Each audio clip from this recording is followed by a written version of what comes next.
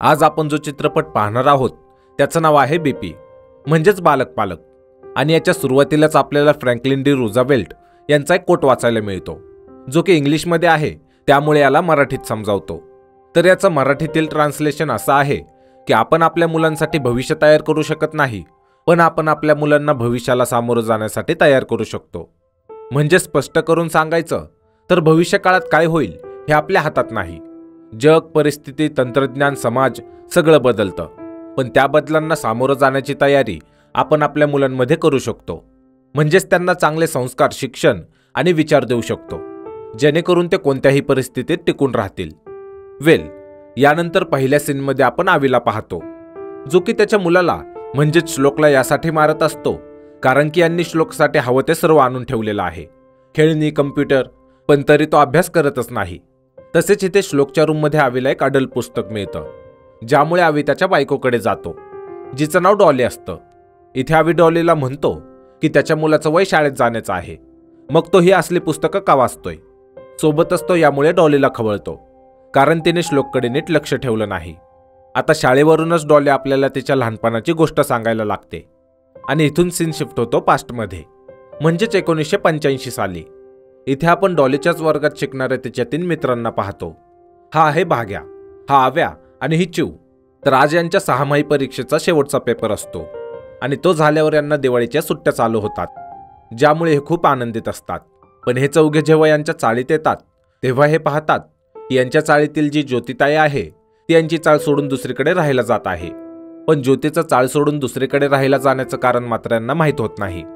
तसेच इथे जेव्हा चाळीतील लोक ज्योतीला नावे ठेवत असतात तेव्हाच त्यांच्यातील पेडणेकर काकूंच्या तोंडून हे ऐकतात की ज्योतीच्या आईने जर तिच्याकडे नीट लक्ष ठेवलं असतं तर ज्योतीने शेण खाल्लं नसतं आणि आता ज्योतीमुळेच त्यांना चाळ सोडून जावं लागत आहे। आता हे चौघे तर लहान असतात त्यामुळे यांना समजत नाही की शेण खाणं म्हणजे नक्की काय, ज्यामुळे हे खूप साऱ्या पुस्तकांमध्ये या शब्दाचा अर्थ शोधतात पण त्याचा अर्थ काही यांना मिळतच नाही। त्याचबरोबर हे विचारात पडतात की शेण खाणं या शब्दात असं काय आहे की ज्यामुळे यांच्या ज्योतिताईला चाळ सोडून जावं लागलं। त्यामुळे हे मोठ्या लोकांच्या गप्पा ऐकून तर त्यांच्या पालकांना याबद्दल विचारून त्या शब्दाचा अर्थ माहिती करण्याचा प्रयत्न करतात पण त्याचा अर्थ मिळण्याऐवजी यांच्या पालकांकडून यांना मार मिळतो ज्यामुळे यांची त्या शब्दाबद्दल उत्सुकता आणखीनच वाढते। त्याचबरोबर पुढे आव्या भाग्याला सोबत घेऊन विशू नावाच्या मुलाकडे जातो जो की एक टपोरी टाईपचा मुलगा असतो आणि आव्याला खात्री असते की विशूला या शब्दाचा अर्थ नक्कीच माहीत असेल। आता विशूजवळ जेव्हा हे दोघे जातात तेव्हा हे पाहतात की विशू कर्कटकने त्याच्या हातावर संपदा नाव कोरत आहे कारण संपदा नावाच्या मुलीवर विशूचं प्रेम असतं पण हे नाव तो इंग्लिशमध्ये कोरत असतो आणि विशूला तर इंग्लिश नीट लिहिता वाचता येत नसतं त्यामुळे संपदा नावातील एमच्या जागी तो एन हे अक्षर लिहितो ज्यामुळे त्याचा अर्थ संपदा नाही तर सांडपाडा असा होतो आणि हेच आव्या आणि भाग्या विशूला सांगतात ज्यामुळे विशूचा फुल पोपट होतो। पुढे हे दोघे विशूला शेणखाणे या शब्दाचा अर्थ विचारतात पण विशूला इथे समजतं की यांना तर स्त्री पुरुषातील प्रेमसंबंधांबद्दल काहीच माहीत नाही त्यामुळे तो या शब्दाचा अर्थ समजावण्यासाठी यांना काही अडल्ट पुस्तकं वाचायला देतो। तसेच हे 4 मित्रमैत्रीण सर्वांपासून नजर चुकवून ती पुस्तकं वाचायला लागतात। पण एके दिवशी आव्या जेव्हा असंच एक पुस्तक वाचत असतो तेव्हा यांच्याच चाळीतील कदम काका आव्याला पाहतात। आता कदम काकांबद्दल सांगायचं तर हे चाळीतील असे व्यक्ती असतात की ज्यांना चाळीत खूप मानसन्मान असतो कारण ते नेहमी सर्वांच्या भल्यासाठी त्यांच्यावर खवळत असतात आणि त्यांना योग्य ते मार्गदर्शन करत असतात। आता कदम काकांनी आव्याला पाहिल्यावर आव्या तर इथून पळून जातो पण काही दिवसांनी कदम काका आव्याच्या वडिलांना भेटून सांगतात की त्यांनी त्यांच्या मुलाकडे लक्ष ठेवायला हवं पण आव्याचे वडील मात्र त्यांच्या बोलण्याला हलक्यात घेतात। तसेच आपल्याला इथे माहीत होतं की आव्याचे वडील जेव्हा आव्याच्या वयात होते तेव्हा कदम काकांनीच त्यांच्यावर नीट लक्ष ठेवले होते ज्यामुळे आज ते चांगल्या बँकेत कामाला आहेत। आता इथेच आव्या आणि भाग्य पण हे पाहत असतात आणि त्यांना माहीत होतं की कदम काकांनी आव्याच्या वडिलांना आव्याबद्दल हिंट दिलेली आहे। तसेच यानंतर दाखवतात की विशू जेव्हा पुन्हा यांना पुस्तकं देण्यासाठी यांच्या चाळीत येतो तेव्हा यावेळी तो यांच्या चाळीतील नेहा नावाच्या मुलीला पाहतो आणि पाहता क्षणी तो तिच्या प्रेमात पडतो। तसेच पुढे हीच गोष्ट तो या चौघांना सांगतो की तुमच्या चाळीतील नेहा खूप छान दिसते आणि ती आयटम बॉम्ब आहे वगैरे।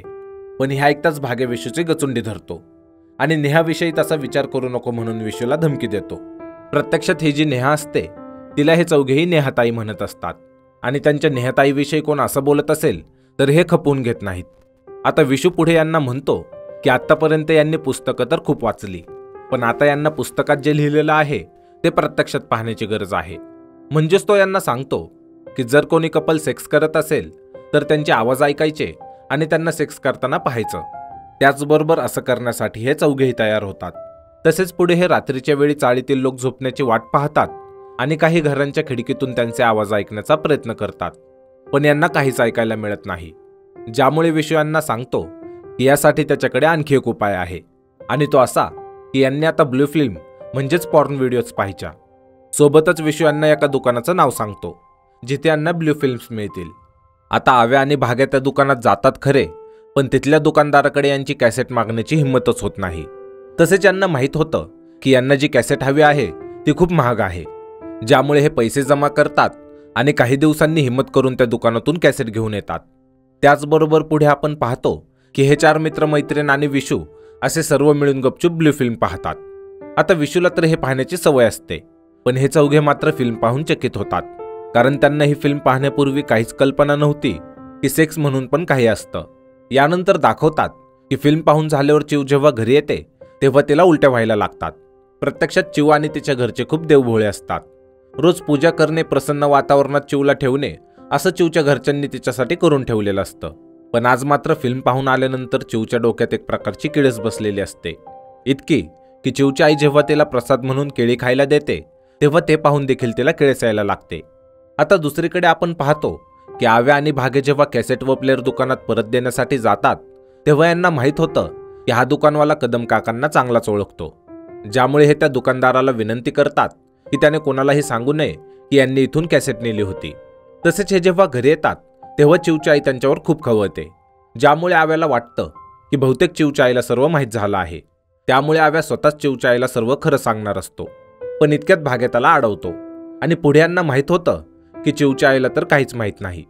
त्याचबरोबर आव्या, भाग्या आणि डॉली हे तिघे जेव्हा चिवच्या घरातून बाहेर येतात तेव्हा भाग्या आव्याला म्हणतो की यांनी जे पुस्तकांमध्ये वाचलं होतं ते सर्व खरं असतं असं त्याला वाटलं नव्हतं. तसेच आव्या आणि भाग्या आता पुन्हा फिल्म पाहणार असतात. पण आता शेणखाणे या शब्दाचा अर्थ नक्की काय हे यांना माहीत झालेलं असतं. त्यामुळे डॉली या दोघांना म्हणते की आपल्याला ज्या शब्दाचा अर्थ माहिती करून घ्यायचा होता तो आपल्याला माहीत झालेला आहे, त्यामुळे पुन्हा आपण फिल्म पाहण्याची गरज नाही. सोबतच ती हे बोलून इथून निघून जाते की तिला आठवत नाही की हे सर्व मित्र शेवटचा खेळ कधी खेळले होते. त्यामुळे आपण पुन्हा पूर्वीसारखं एकत्र खेळायला हवं. यानंतर पुढच्या सीनमध्ये दाखवतात की आव्या आणि भाग्य विशूला भेटतात आणि त्याला सांगतात की ते आता पुन्हा फिल्म पाहणार नाहीत. पण विशूला जेव्हा माहीत होतं की डॉलीमुळे हे दोघे फिल्म पाहणार नाहीत तेव्हा तो यांना म्हणतो की तुम्ही जे पाहत आहात त्यातून सेक्सविषयी शिक्षण घेत आहात आणि जर असं मध्येच फिल्म पाहणं सोडून दिलं तर तुमचं शिक्षण अर्धवट राहील. तसेच तो म्हणतो की ब्लू फिल्म्स या मुलींसोबत पाहण्यासारख्या गोष्टी नाहीत, त्यामुळे तुम्ही डॉलीला सोबत न घेता दोघेच फिल्म पहा. सोबतच तो हे देखील सांगतो की जर कोणती मुलगी आपल्यावर प्रेम करत असेल तरच ती मुलगी आपल्यासोबत फिल्म पाहण्यास तयार होते, नाहीतर अशी कोणतीही मुलगी फिल्म पाहण्यास तयार नसते.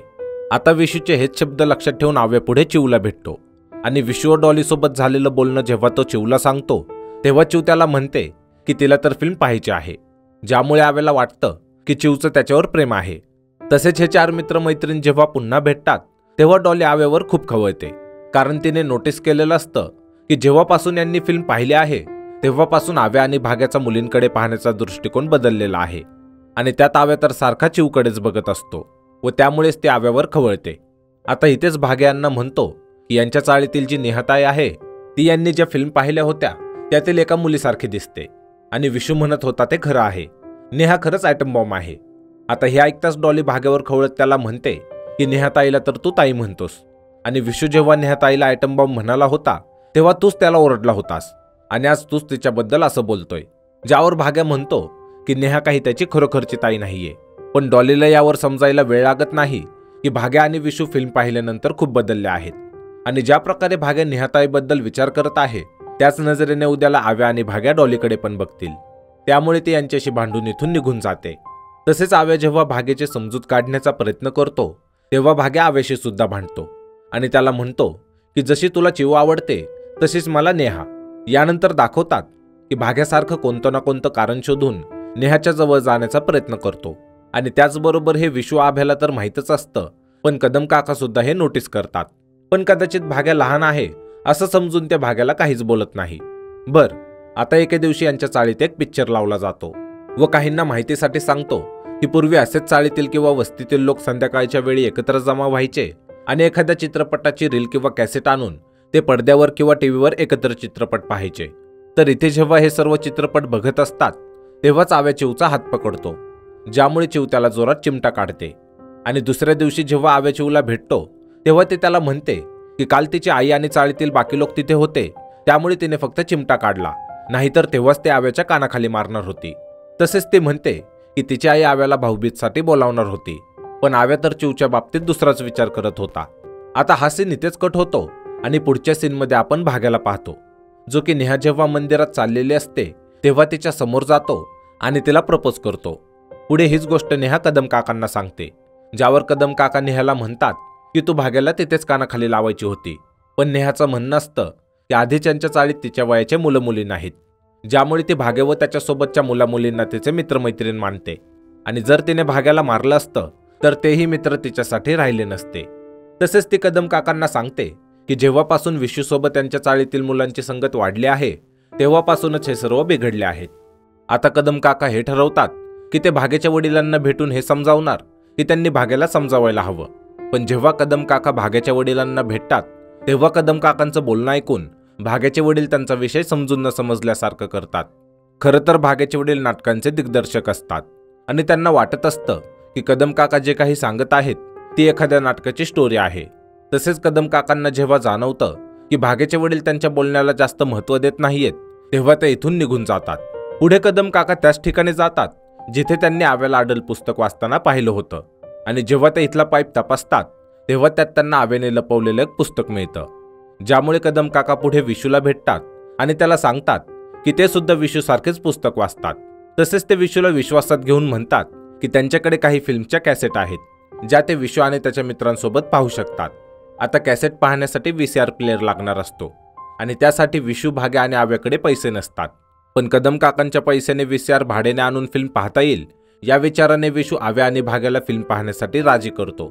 तसेच दुसरीकडे नेहा देखील चिवला विश्वासात घेऊन फिल्म पाहण्यासाठी तयार करते आणि सोबतच ते चिवला सांगते की आव्याला स्माईल दे, जेणेकरून हे सर्व मित्र एकत्र येऊ शकतील आणि यांना आव्याच्या घरी फिल्म पाहता येईल, कारण यांच्यात फक्त आव्याच्याच घरी दिवसभर कोणीही नसतं.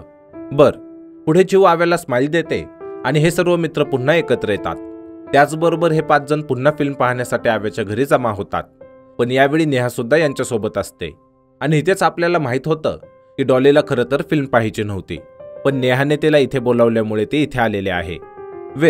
आता हे सर्व फिल्म पाहण्याची तयारी करतात, पण तेवढे तिथे कदम काका येतात, ज्यामुळे सर्वच घाबरतात आणि कदम काकाला असं दाखवतात की हे सर्व इथे अभ्यास करण्यासाठी एकत्र जमले आहेत. पण तेवढ्यात विशू सर्वांना सांगतो की त्याचा नवीन मित्र म्हणजे कदम काकाच आहेत आणि त्यांनीच VCR आणण्यासाठी विशूला पैसे दिले होते. तसेच पुढे विशू काही बोलणार तेव्हाच कदम काका त्यांच्या मूळ मुद्द्यावर येतात की त्यांना माहीत आहे की हे सर्व कोणतं पुस्तक वाचत असतात आणि आता हे कोणती फिल्म पाहणार होते. पण सध्या हे सर्व त्या वयात नाहीत ज्या वयात अशी पुस्तकं व फिल्म्स त्यांनी पाहायला हव्या. जी गोष्ट तुम्हाला समजून घ्यायची आहे ती आयुष्यातील सर्वात सुंदर गोष्ट आहे, पण ती अशी फिल्म्स आणि पुस्तकातून समजून घेऊ नका, कारण ती यामध्ये विचित्र पद्धतीने मांडली आहे. तसेच यामुळे तुम्ही पहिलं प्रेम आणि पहिला स्पर्श यासारख्या भावना हरवून बसाल. पण यात तुमची चूक नाही, चूक आहे आमच्या मोठ्या लोकांची. तुमच्या अशा प्रश्नांची उत्तरं तुम्हाला देण्याऐवजी असे प्रश्न तुम्ही आम्हाला विचारूच नये याकडे आम्ही जास्त लक्ष दिलं. सोबतच ते म्हणतात की अशा गोष्टींवर तुमच्याशी बोलायला तुमच्या आईबाबांना लाज वाटते, भीती वाटते. पण तुमच्या प्रश्नांची उत्तरं अशा पुस्तकांनी व्हिडिओत शोधण्याऐवजी तुम्ही स्वतः पुढाकार घ्या व तुमच्या आईबाबांना यावर प्रश्न विचारा, ते नक्कीच तुम्हाला उत्तर देतील. आता हा सीन इथेच कट होतो आणि पुढच्या सीनमध्ये आपण पाहतो की हे सर्व जेव्हा त्यांच्या पालकांना अशा गोष्टींवर प्रश्न विचारण्याचा प्रयत्न करतात तेव्हा यांची प्रश्न विचारण्याची हिंमतच होत नाही, ज्यामुळे विशू यांना सल्ला देतो की तुम्हाला समोरासमोर प्रश्न विचारता येत नसतील तर यांनी त्यांच्या पालकांना फोन करून प्रश्न विचारायला हवे. तसेच हे सर्व विशूचा सल्ला ऐकतात आणि पुढे त्यांच्या पालकांना फोनवरून संवाद साधून त्यांच्या प्रश्नांची उत्तरं मिळवतात. त्याचबरोबर इथून सीन पुन्हा प्रेझेंटमध्ये येतो आणि इथे आपल्याला माहीत होतं की चित्रपटाच्या सुरुवातीला आपण ज्या नवरा बायकोला पाहिलं होतं ते दुसरे कोण नसून आव्या आणि डॉली आहेत, ज्यांचं बालपण आपण आत्ताच पाहिलं. म्हणजेच आव्या आणि डॉलीने मोठं झाल्यावर लग्न केलं. तर इथे दाखवतात की यांना जाणवतं की यांचा मुलगा सुद्धा सध्या त्याच प्रश्नांच्या गोंधळात आहे जी प्रश्न यांना त्यांच्या लहानपणी पडली होती. पण फरक फक्त एवढाच आहे की त्यावेळी त्यांच्याकडे विशू होता आणि यावेळी त्यांच्या मुलाकडे मोबाईल आणि सोशल मीडिया आहे, ज्यामुळे त्या गोष्टींचे प्रश्न त्याला खूपच लवकर पडायला लागले. आणि हे ठरवतात की हे त्यांच्या मुलाला हे सांगणार नाही की काय वाईट आहे, तर त्याउलट ते त्याला हे सांगणार की काय बरोबर आहे. त्याचबरोबर आता हे याच गोष्टीची वाट पाहतात की यांचा मुलगा त्याच्या प्रश्नांची उत्तरं विचारण्यासाठी यांना कधी प्रश्न करेल. आणि यासोबतच हा चित्रपट इथेच संपतो.